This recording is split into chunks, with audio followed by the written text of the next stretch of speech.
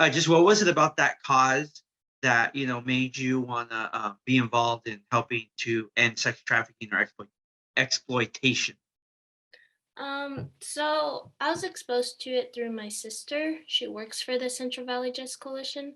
I was younger when she started working there, and I would attend certain events like the fundraisers that they had. They had a tea party, and hearing about it, I didn't know much about human trafficking was. I asked my sister, "What is that? What even is that?" I didn't know what it meant, and I was in high school. But when I'd go to their presentations, they I was really intrigued by the amount of stuff I didn't know, and it kind of bothered me that I didn't know much about it because I learned how big of an issue it was. And then getting to talk with those people from the organization and how amazing they are and the work that they do, I wanted to be involved in it.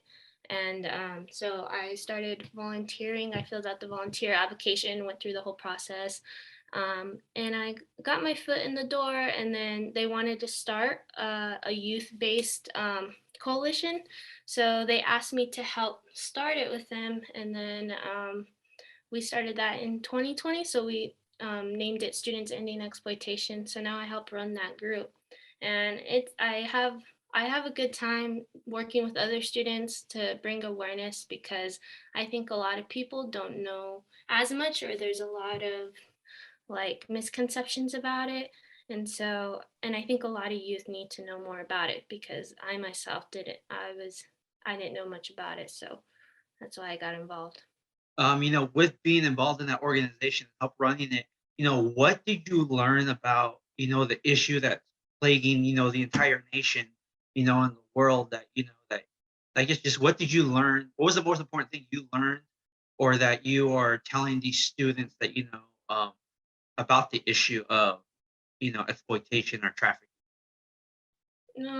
So I learned that Fresno County actually is actually a lot more vulnerable than what people think, especially with the 99 going up and down California. I think a lot of people don't know how it impacts our cities in Fresno County, and when I talk to my friends and who actually don't know much about it, they're the same like me. I realized that a lot of us thought the same way about human trafficking and exploitation, or normalize certain exploitation things that shouldn't be normalized. And so, going through the coalition and going through training, it helped me become aware and knowledge that I could spread to my peers. That way, they can help people if they ever saw someone in that situation or themselves. Being an athlete, you're always an athlete. You think of leadership. You think of the work you do on the track. I know you're a javelin thrower, so you have accolades in that.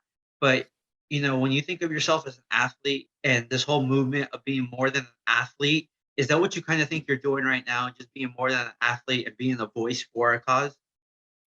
Yes, definitely. I think a lot of the time, and I hear this a lot, is that athletes usually struggle about their identity only as an athlete. And I know that movement you're talking about is that we're not just athletes. There's a whole lot that we do outside, and it shouldn't only become our identity and how people look at athletes. So I always wanted to try to do something that's not just for myself, and try to do something that's worth something that's beyond me. And my work is definitely beyond me because I mean, of course, I want to help as many people as I can and make people aware of the issue. But and I've said this before to the Just Coalition, if I could help one person and I know like I made a significant impact there, like that's more than enough for me. So um, I definitely think getting involved, and our coach tells us this too. He wants us to be leaders and on campus and be culture shapers. And so that's something our coach has really impacted us, like impacted me with. So I always keep that in mind. I know Fresno Pacific. I've done a lot of stories with athletes there, and I know the culture at Fresno Pacific is to give back to the community. Community service and stuff. So, what's it like being at a university like Fresno Pacific, and starting this coalition that you have. How have the students on campus, stepped up to kind of help you or to kind of bring an awareness to the issue that you are so passionate. Yeah, so I started a club last January. So I brought students ending exploitation to FPU and I started it as my own club. Starting with that and bringing in officers who were willing to help me build the club, like I couldn't have done it with those officers. I wouldn't have been able to start it.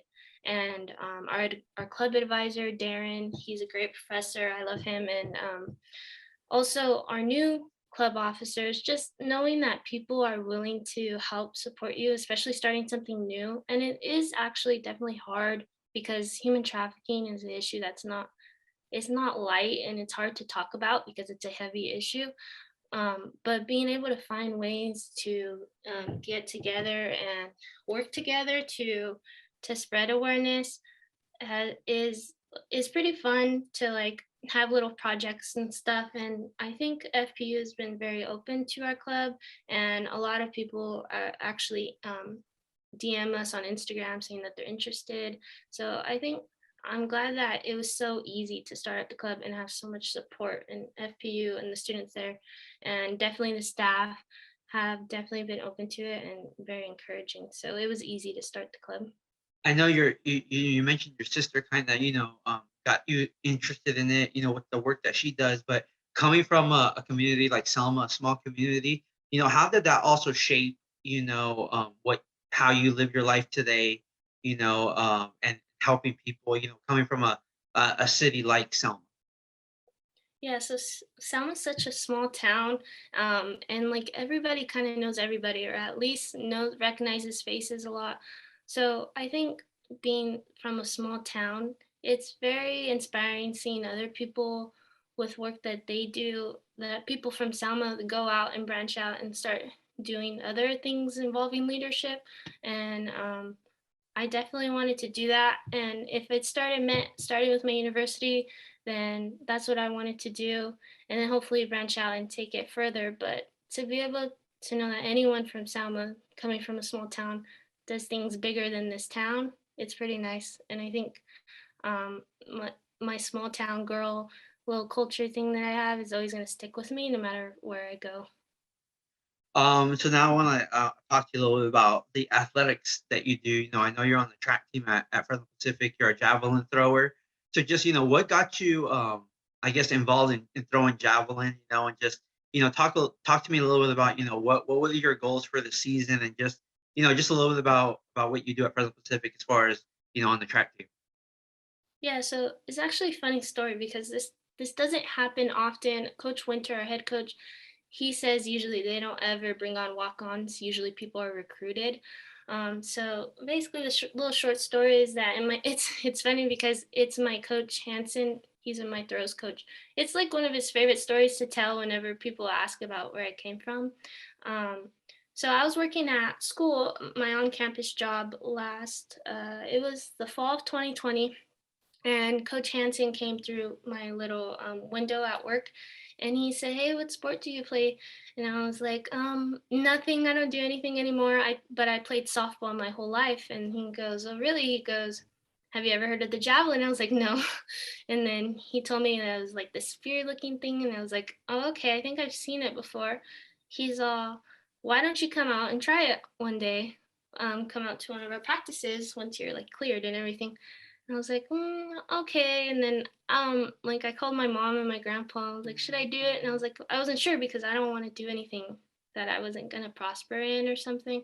So, but I just went for it because the worst that happen is I wasn't good and I was just gonna not go out for the team. So once I got cleared, I went to try out, and my coach said that he sees that I could do really good and all that. So I went out, and last season I think I did all right. And my coach says I did a lot better than what was expected. So my goal for this season is really just to keep growing and be better because I had never thrown the javelin in my life. I hadn't done track. So doing better than what I even thought last season, it's just more encouraging to keep growing and do better every meet or every week.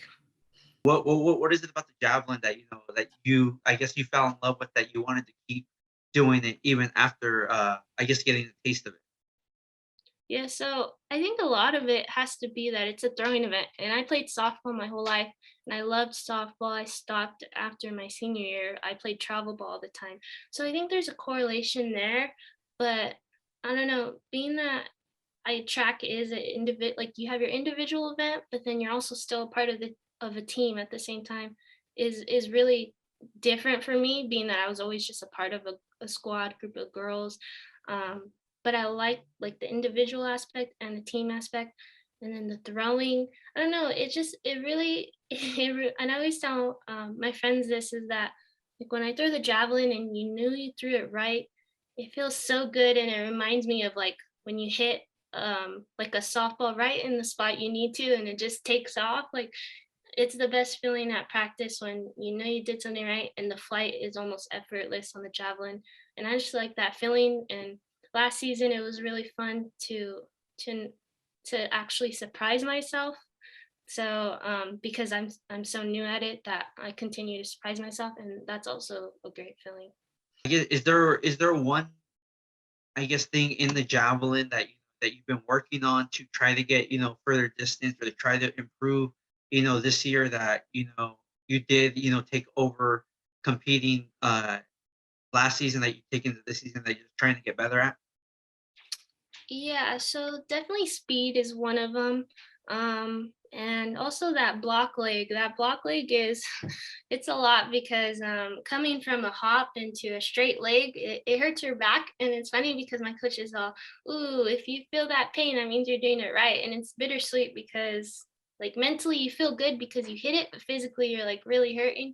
So I'm really trying to work on my stick leg, but also speed. But the biggest thing for me has always been just mentally, making sure that I believe in myself because my coaches have always believed in me. And so I'm trying to tell myself then, like, why should I believe in myself? And no distance or mark is out of my reach than before. So, How proud of yourself are you that, like you said, usually to get the sports like this in college, you got to be on scholarship, but just to walk on to a to a team, to in an event in a sport that you never tried, and be successful. I mean, just what did you find about yourself that, I guess, what did you learn about yourself in that process? um, like I said, I guess the thing was a little more building my confidence. So I started to learn how to build my confidence more. I feel generally I'm good, but being in a place where you've never been before, like in track, you definitely feel a little out of place because it wasn't something I've been working toward. So I learned that to have the confidence, and I learned that I can really do anything that I want to and put my mind to. So I think that was the biggest thing. Just mental work was a big thing and a lot of growth there. And it feels like really good when, I hit that mark or even just day by day in the practices. If I'm accomplishing something, it feels really good. So, Saw, I know you do some stuff with Fresno Pacific, as far as, on I guess, your top 5 plays of the week sometimes, you know? I know you're a communications major from what I read on your bio, but just, mhm. and your dream, it said on your bio, was to be a ESPN reporter. Yeah. I'm a communications major. I've been doing sports stuff for 10 to 12 years now. So I was in your shoes before, but just, what is it about, that profession that makes you want to, maybe eventually get into that field? So I always, when I was 9, I actually I would write questions in my notebook and go around asking my family as if I was interviewing them. And then I asked my mom, I was like, what is this like for a job? I was trying to ask my mom, and she says that's a journalist. And ever since then, I knew I wanted to be one. And then I knew as I grew older, like in high school, I was like, I'd like to be on TV, like a news anchor and stuff.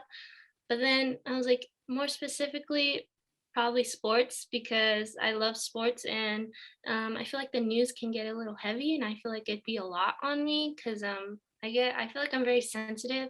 So I love sports. I love to watch sports, and I love being in any sports environment. So I was like, I definitely more specifically want to go into being into sports news and sports media. And then when I'm an integrated, I have an emphasis in integrated media. So um, when I started going into my media classes, that just confirmed for me that this is what I want to do. And then when Christian, my supervisor, offered me the position to help him out, and even solidified more that that's what I want to do, with all everything that he's been teaching me. You got, starting to do, being in front of the camera, and doing your top 5 plays. Did they just confirm to you, that this is what you, potentially wanna do in the future? Yeah, for sure. So, when I started my top 5 plays or top 3, it doesn't matter. There's no number, but my top plays of the week.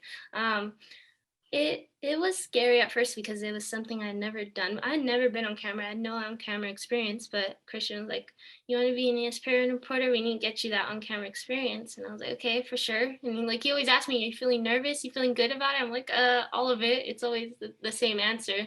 It's always all of it because like I got really excited, but I was really nervous because I knew it was time to pull myself out of my comfort zone, but it that excited me because I knew that that was gonna make me grow.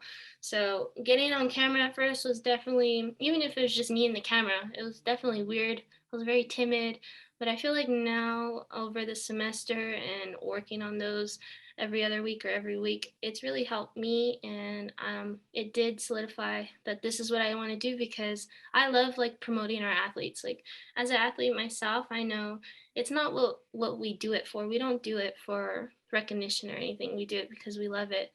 But at the same time, it does feel good sometimes to get the recognition when something good happens. And so I have, as an athlete, I have appreciation for the work that like Christian does, and I wanted to be also on the other end of that and promote the athletes at my school because they deserve it. And it's fun because people on campus will tell me, um, like, I want to make Alicia's top plays of the week, and it's fun. My friends telling me that, or people, or at the soccer game, I'd hear them saying that has to be at least top 3, like when they made a goal, and I was like, so it's definitely fun, and I really have fun with it. So it just it like solidified, like I said, that this is what I want to do. And then, I know you kind of had mentioned that, you chose sports because news is kind of heavy. Mhm. Obviously with the organizations and the cause you're involved in, how do you kind of, I guess, juggle, a sports, thing that could be exciting, and very go where obviously the issue that you're kind of trying to bring awareness to is very deep, is very heavy. So, I mean, just how do you kind of juggle those between the two? I guess that's a good point too. I guess I never thought about that either, but I guess those bring balance. Both of them bring balance too, because I do want to spread awareness, and it's very important that um that to me that I help out other people by doing that. So I have that aspect, and then I have my top plays in the sports and working with Christian, and I guess that brings balance into my life because, but also, I think the Just Coalition and the C Students Ending Exploitation, I think we do a good job of trying to make it not as heavy-hearted. We do, like if you look at our Instagrams, you won't see like dark images and stuff like that. It's all about hope and light, and that and freedom, and that there is hope there to our ultimate goal, which is ending human trafficking. So I think even though it's a heavy issue, the way we go about it and the projects we do to try to bring light to it is, it brings it a little more lightheartedness to it. So um, Talked about your goals, about what you want to do on the track. But what goals do you have just personally for you, not on the track or athletically that you want to accomplish, I guess, the rest of the school year? what's the score? Well, I guess definitely just to finish the semester strong, and because I graduate this semester, so academically, I always try to do my best because I've gotten a 4.0s pretty much a lot of the semesters. So trying to keep my grades up, but also personally, just I try to, because it's a lot doing through work and track and my volunteer work. I try to take time for myself because it's really important, and like the little things like not eating dinner on the go. Like I tell myself, okay, you need to eat dinner and sit and just relax. So I think personally, just taking time for myself and to be with my family or friends, and then finish the semester strong and do all that I can with work and take the most out of the semester while at FPU. How would you want people to remember you and the work that you've done? Um, I would want them to remember me as something to inspire them to do something themselves or beyond themselves. I'd honestly like to see if someone took on with Christian, like with my top plays, if someone carried something similar and carried that on. I'm excited to see my club go on. I want people to take that because I won't be able to take it over anymore. So I want my club to go on, and I hope it just like I said, whatever I do, I hope it inspires other people to do more themselves. So Um, is there any other volunteer work that you do, outside of the causes that you do? Like, do you volunteer with any other organization or with any other causes? um no, I think that's it. Just the Just Coalition and C. So, well, they are kind of separate, but they are together. So, I'll work with the Just Coalition staff members, but then I basically run C, Students Ending Exploitation. But the best part is that we do partner with other nonprofits. So I recently just spoke at the Marjorie Mason Center's youth group that's called No More. So I spoke to them and talked about what we do because we feel like we can teach each other because their No More group is about teen dating violence and bringing awareness to that. So they kind of educated us, and we're kind of educating them. So even though I'm not fully working with those nonprofits, I still get to speak with them and talk with them and partner with them. So What do you plan on doing next after you graduate?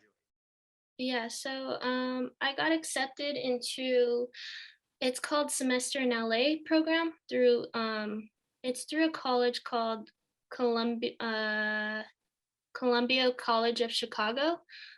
So they do a program out there and they help us network and get an internship. And then they have like a LA speakers course where they bring in LA speakers, and their faculty lineup is like phenomenal. It's basically people who've made it in the media industry and film industry. So I'll be living in LA this summer and working over there, hopefully with a media internship. And after that, it's still kind of up in the air. I know for sure I want to go to grad school and get my master's, probably in journalism. But the question is when. I don't know if I want to keep working after the summer or if I'm going to go straight into grad school. But that I'm still deciding. But I know for sure that's what I'll be in LA this summer. So, Appreciate your time. I know you're busy, so you know, yeah. So just thank you. but thank you for talking with me.